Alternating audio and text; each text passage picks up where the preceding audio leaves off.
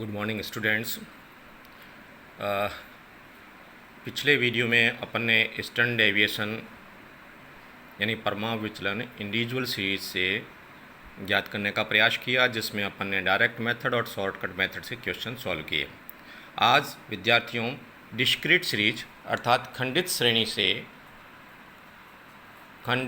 से परमाणु विचलन ज्ञात करना है।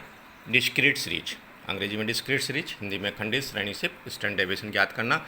इसकी भी दोनों मेथड है, एक है डायरेक्ट मेथड और दूसरा है शॉर्टकट मेथड। डायरेक्ट मेथड में जब कल भी जैसे बताया समांतर माध्य पूर्णांक हो तो डायरेक्ट मेथड से ज्ञात करना चाहिए, और इसमें ज्ञात करने के लिए अपन को समांतर माध्य लेना पड़ेगा। समांतर माध्य से जो विचलन लिया जाएगा वो आपका डी होगा, और डी की ज्ञात करने के बाद में अपन जो डेविएशन है डी उनका स्क्वायर कर देंगे, तो सेकंड स्टेप में डेविएशन का स्क्वायर हो जाएगा। और फिर जो इसमें डिस्क्रीट सीरीज में जो फ्रीक्वेंसी या आवर्ती होती है उसको डेविएशन स्क्वायर से गुणा कर देते हैं, और अंत में हमें सूत्र का प्रयोग करना पड़ता है, और वह सूत्र है समांतर माध्य ज्ञात करने का summation f d x square divided by n. केवल डिफरेंस यही है, इंडिविजुअल सीरीज में एफ नहीं होता था और यानी आवर्ती नहीं होती थी, और डिस्क्रीट सीरीज में आवर्ती होती है, बाकी वही स्टेप है। तो अपन एक क्वेश्चन लेते हैं एग्जाम्पल के तौर पर। Find out the eastern deviation and it's coefficient from the following data. यानी कुछ डेटा दे रखे हैं जिससे अपने को ईस्टर्न डेविएशन ज्ञात करना है। 5 एक्स दे रखा है, 5, 15, 25, 35, 45, 55, 65 एंड 85 या 86 जो भी है। देन फ्रीक्वेंसी दे रखी है 3, 7, 9, 23, 15, 8, 6 and 4. Now solution.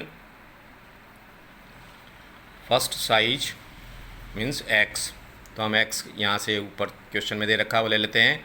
5, 15, 25, 35, 45, 55, 65 and last में जो है 86 दे रखा है। और आवर्ती जैसे फ्रीक्वेंसी है वह 3, 7, 9, 23, 15, 8, 6, 4। यहाँ पर आपका n जो है वो आवर्ती का योग हो जाता है, दैट इज़ द 75। अब अपने को जो है वह इसका fx ज्ञात कर लेते हैं। तो फ्रीक्वेंसी को इससे गुणा कर लिया, क्योंकि समांतर माध्य ज्ञात करने के लिए fx ज्ञात करना पड़ेगा, और समांतर माध्य की सहायता से हमें जो है कोफिशिएंट ऑफ ईस्टर्न डेविएशन ज्ञात करना होता है। तो fx हो गया 5 × 3, 15, 15 × 7, 105, 25 × 9, that is 225, then 805, 675, 440, 390 और 344। यह वैल्यू आपकी समेशन fx हो गई 2999। अब हम इससे समांतर माध्य ज्ञात कर लेते हैं। x bar arithmetic mean is equal to x bar summation fx upon n। 2999 divided by 75 that is equal to 40। अब इस 40 से अपन को डेविएशन लेना पड़ेगा, विचलन लेना पड़ेगा deviation. x bar equal to 40, then d is equal to यानी x माइनस एक्स बार। तो यहाँ 5 में से 40 को लेस करेंगे तो -35, 15 में से 40 को लेस करेंगे that is near about 20 -25, then 15 -5, then +5, 15, 25 और 46। अब डी स्क्वायर में माइनस की संख्या का भी मल्टीप्लायर करने पर जो है वह प्लस में चेंज हो जाती है स्क्वायर करने पर। तो 35 into 35 1225, 25 into 25 625, 15 into 15 25, that is the 225, 15 into 5 into 5 25, again 25, 225, 625 और 2116। आफ्टर इट इनको स्क्वायर करना होगा, यानी एक बार फ्रीक्वेंसी को मल्टीप्लाई करना पड़ेगा डी स्क्वायर से। तो फ्रीक्वेंसी हमारी 3 है और डी स्क्वायर है 1225। इसको मल्टीप्लाई किया तो 3675, देन 4375, 2025, 575, 375, 1800, 3750 एंड 8464। डी स्क्वायर को एफ से मल्टीप्लाई किया तो एफ डी स्क्वायर हो गया, और फिर इसको टोटल कर दें तो समेशन एफ डी स्क्वायर हो जाएगा, वो है 25,039।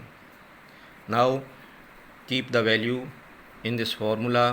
Standard deviation is equal to summation f d square upon n. इसको ये जगह पर आप चाहें तो समेशन एफ भी लिख सकते हैं, समेशन एफ ही होता है डिस्क्रीट सीरीज में, एन है। फिर ये अपन ने वैल्यू रखी 25,039 डिवाइडेड बाई 75, और इसमें डिवाइड करके अंडर लेने पर 18.27। ये आपका स्टैंडर्ड डेविएशन हुआ, परमाप विचलन सिग्मा की वैल्यू। फिर आपको पूछा जाता है coefficient of standard deviation, that is equal to standard deviation divided by x bar. Here standard deviation value is 1827 and arithmetic mean is equal to 40। 1827 divided by 40, its value is equal to 0.455। यह हमारा coefficient of standard deviation हुआ। तो विद्यार्थियों, अभी हमने जो discrete series में किस प्रकार परमाप विचलन ज्ञात किया, यह डायरेक्ट मेथड में था। और मैंने कल भी जैसे अपने वीडियो में बताया कि जब कभी समांतर माध्य पूर्णांक में नहीं होता है तो डेविएशन लेने में प्रॉब्लम होती है।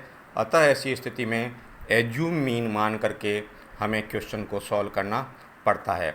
इसी क्वेश्चन को आपको मैं होमवर्क के रूप में देना चाहता हूं कि ये इसी क्वेश्चन को आप शॉर्टकट मेथड में किस प्रकार ज्ञात करेंगे। विद्यार्थियों, थोड़ा सा चेंज करना होगा आपको क्वेश्चन के फॉर्मेट में। मैं आपको हिंट दे देता हूं। एक्स वैल्यू वही रहेगी आपकी, जैसे 5 है, 15 है, 25, एक्स की वैल्यू वही रहेगी। एफ़ जो है वह भी आपका क्वेश्चन में दिया हुआ है 3, 7, 9 ... आगे की वैल्यू आप क्वेश्चन से ले लें। फिर आपको निकालना पड़ता है डी एक्स। एज्यूम मीन यहाँ पर आपको 45 मानते हुए यदि आप डी एक्स निकालेंगे तो 5 माइनस 45 माइनस के 40 हो जाएंगे, 15 माइनस 45 तो माइनस के 30 हो जाएंगे, देन माइनस 20। और क्वेश्चन जो है वह इस तरह से आगे अपन लेते रहें, जैसे 20, देन माइनस 10, 0, 10, 20 और 41। यहाँ भी वैल्यू मैं आपके लिए लिख लेता हूँ 35, देन 45, 55, 65 एंड 86। और ये फ्रीक्वेंसी की वैल्यू है 23, 15, 8, 6, 4। That value is equal to n is equal to 75। अब आपने एज्यूम मीन से dx ले लिया। यहाँ पर आपको फ्रीक्वेंसी से गुणा कर लें dx का, 3 मल्टीप्लाई बाई 40 तो ये हो जाएगा -120, -210, 9 इंटू 20, माइनस के 180, फिर माइनस के 230, 0, 80, 120 और 164। इसका योग कर लेंगे तो ये समेसन एफ डी एक्स आ जाएगा जो आपके होगा माइनस के 376। अब आप एफ डी एक्स स्क्वायर अर्थात आपको जो ये आपका जो है एफ डी एक्स है इसको मल्टीप्लायर एक बार डी एक्स से करना पड़ेगा तो एफ डी स्क्वायर एक्स हो जाएगा। तो 40 इंटू 120 ये आपके होंगे 4800, 210 multiply by 30 this is 6300, 20 multiplied by 180 that value is equal to 3600, then continues 2300, then 0, 800, 2400 and 6724. Total summation f d x square equal to 26,924। अब यहाँ फॉर्मूले में थोड़ा सा चेंज करना पड़ेगा। पहले हम x बार निकाल देते हैं जो कि कोफिशिएंट के लिए ज़रूरी होता है। a is equal to summation f d x upon n. यहाँ पर हमने एज्यूम मीन 45 माना प्लस यह अपना minus 376 divided by 75 and that is the value is near about 45 minus 5 and equal to 40। ये आपका एक्चुअल अर्थमेटिक मीन यानी समांतर माध्य आ गया। और इसके लिए जब हम शॉर्टकट मेथड में स्टैंडर्ड डेविएशन ज्ञात करते हैं तो फॉर्मूला में जो चेंज हुआ under root summation f d x square divided by n minus summation f d x upon n का होल स्क्वायर। यहाँ पर ये हो गया 26,924 divided by 75 minus 376 divided by 75 का होल स्क्वायर और देन अंडरूट। और इस वैल्यू को सॉल्व करेंगे तो दैट इज़ द 358.98 माइनस 25.10 और यह वैल्यू आपकी जो स्टैंडर्ड डेविएशन की आएगी वह 18.27 और फिर 18.27 को आप कोफिशिएंट निकालेंगे। कोफिशिएंट वो आपका हो जाएगा 18.27 डिवाइडेड बाई 40। वही कोफिशिएंट की वैल्यू आएगी जो पिछले अपन ने उसमें किया था डायरेक्ट मेथड में। और डायरेक्ट मेथड के अकॉर्डिंग कोफिशिएंट की वैल्यू 0.455। तो आपको ये बताया गया है कि जब समांतर माध्य पूर्णांक में होता है तो ऐसी स्थिति में हम डायरेक्ट मेथड का प्रयोग करते हैं और समांतर माध्य जब कभी पूर्णांक में नहीं होता है तो ऐसी स्थिति में हम जो है वह शॉर्टकट मेथड का प्रयोग करके स्टैंडर्ड डेविएशन ज्ञात करते हैं। तो विद्यार्थियों आज आपको यह क्वेश्चन डिस्क्रीट सीरीज का स्टैंडर्ड डेविएशन कैसे ज्ञात करते हैं डायरेक्ट मेथड और शॉर्टकट दोनों में समझाया है। आप घर पर प्रयास करें और अगर किसी तरह की इससे संबंधित प्रॉब्लम हो तो पुनः संपर्क करें। एक अगले वीडियो में हम फिर स्टैटिस्टिक्स की किसी अन्य प्रॉब्लम के साथ आपसे रूबरू होंगे। धन्यवाद।